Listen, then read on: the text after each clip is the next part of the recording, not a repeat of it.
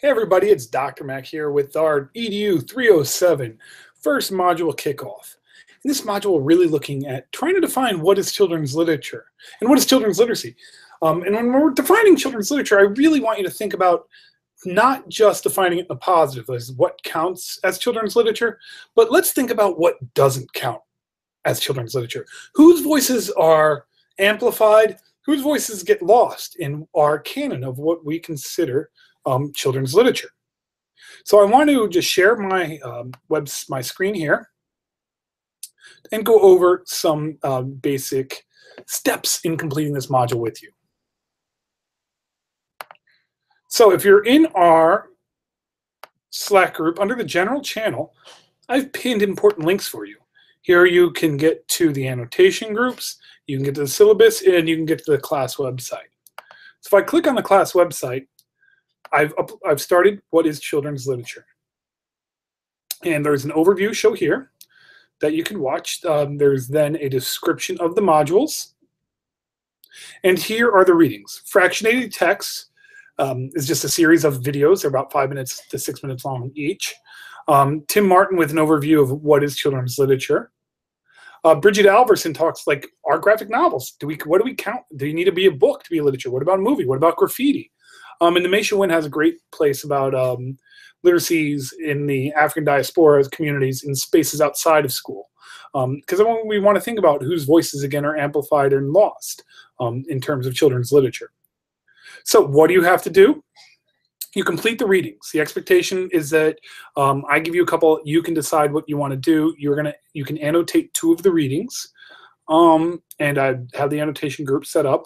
Then you need to write a blog post about your reactions. No word count is required. Over here, it actually can tells you about like the task. So the first performance task is to share a definition of literacy without using any words. You can make a slideshow, you can do a picture, anything of that nature, or you can do the second performance task, which asks you to compare storytellers to alchemists.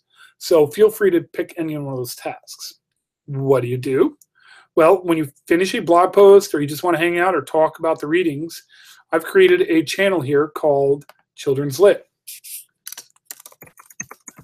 And you'll know it because it'll say Module 1 up top. Of course, I'm just realizing I spelled the word children wrong. And I don't know if I can change that.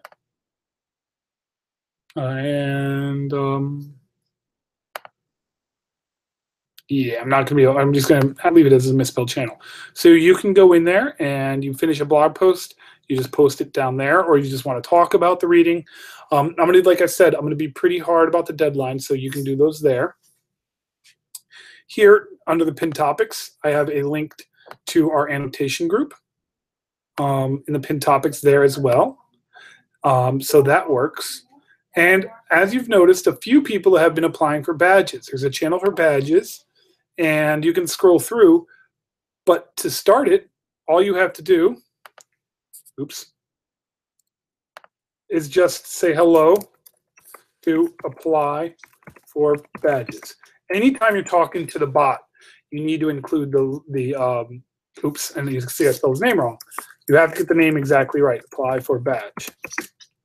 And that will start the bot, and every time that you want to reply to him, just include @apply for badge.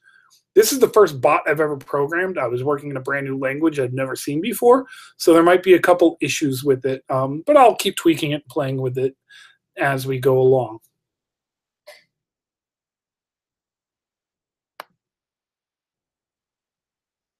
I never hit present to everyone, so now I need to go through that one more time.